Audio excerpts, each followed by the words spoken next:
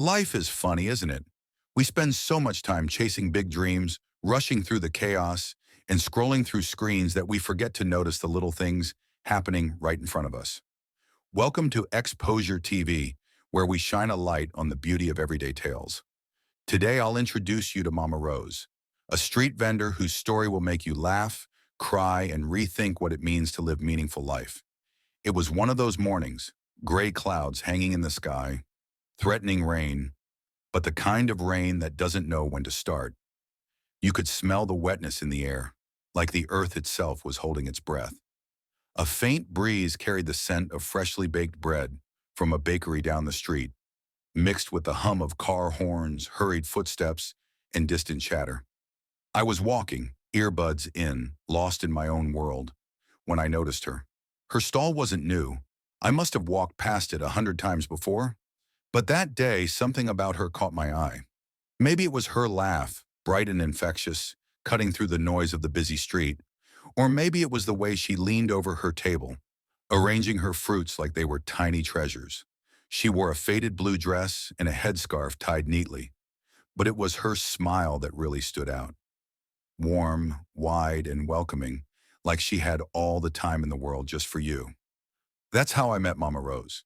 And trust me, meeting her changed everything. Her stall sat under an old jacaranda tree, its purple flowers scattered across the pavement like confetti.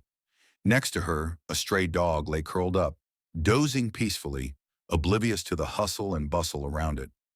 A small wooden crate served as her chair, and her table was covered in a bright yellow cloth, frayed at the edges but spotless. The fruits were arranged with care, plump mangoes glowing like little suns, bananas lined up in perfect rows, and tomatoes so red they looked like they'd just blushed. She caught me looking and waved me over. "Young man, don't just stand there like a statue. Come, come," she called out, her voice full of cheer. I couldn't help but smile as I walked up. There was something magnetic about her energy, like she'd been waiting for me all along. "You've been walking past me for months, and not once have you stopped to say hello," she teased, shaking her head. "Today, I'm not letting you escape." I laughed, feeling a little guilty, but also charmed by her boldness. "You caught me," I admitted. "What's your secret? Why does everything here look so perfect?" "Ah," she said, tapping the side of her nose like she was letting me in on a big secret. "It's love, my child. Everything grows better when you treat it with love." As we talked, I asked her how long she'd been selling fruits. She leaned back on her creaky stool, hands resting on her lap, and smiled like she was remembering something far away. "I've been here for years," she said, "but my story doesn't start here. It starts in a small village where the air smelled of fresh rain, and the nights were so quiet you could hear the crickets singing." She told me about her childhood, a life full of simplicity and struggle.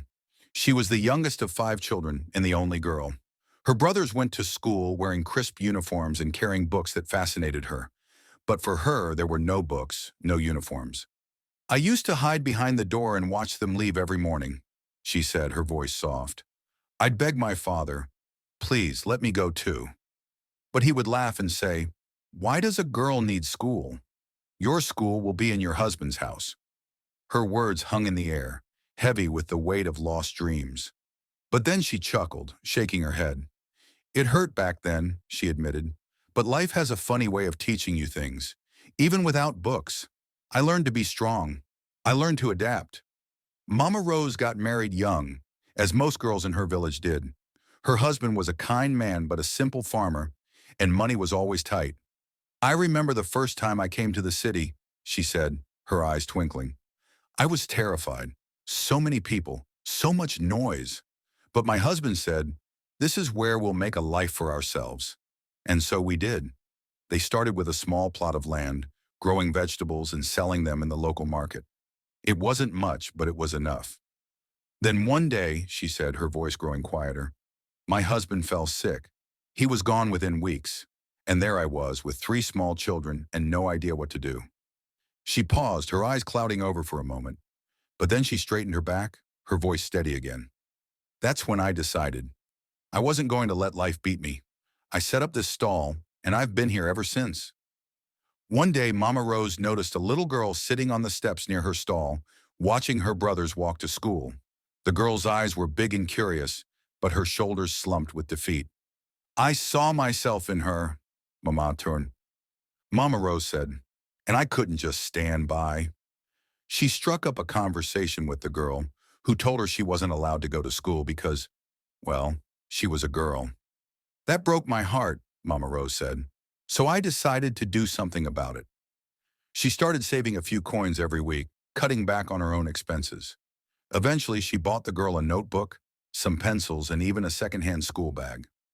Then she went to the girl's parents. It wasn't easy, she admitted. They said, "What's the point?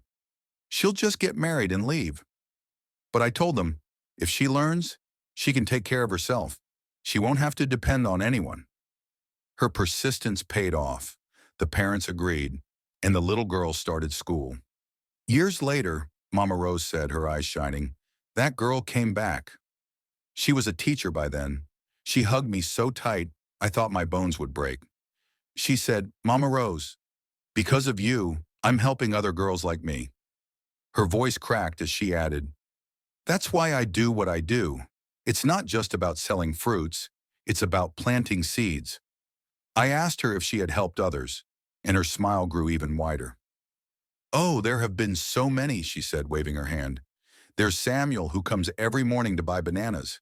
He's training to be a doctor now. And Grace, the flower seller, who started her own stall because I told her, 'Why wait for someone to give you a chance? Make your own.'" She laughed as she told me about a young boy who once tried to steal an apple from her stall. "I caught him, of course," she said, shaking her head. "But instead of scolding him, I gave him the apple and told him, 'Next time, just ask.' He comes by now and helps me set up every morning." Her stories painted a picture of a woman who had touched so many lives in ways big and small. "You see," she said, "this little corner of mine, it's more than just a business. It's a community." I sat there listening to Mama Rose, and I felt something shift inside me. Here was a woman who didn't have much, yet she had given so much. She looked at me with that same warm smile and said, "Child, life isn't about how much you have. It's about what you do with what you have. Even a small mango seed can grow into a tree that gives shade to many." Her words were simple, but they carried the weight of a lifetime of wisdom. I smiled, blinked back a tear, and thanked her for the lesson and for being exactly who she was. As I walked away, the clouds finally decided to let the rain fall, soft and gentle, like a blessing from the sky. I turned back one last time and saw Mama Rose laughing as she covered her baskets with plastic sheets, completely unbothered by the weather. Her story reminded me that the most extraordinary people are often the ones we overlook. Thank you for watching this episode of Exposure TV. If Mama Rose's story moved you, please like, share, and subscribe to our channel. Let's keep shining a light on the hidden heroes of everyday life. Until next time, take care and stay inspired.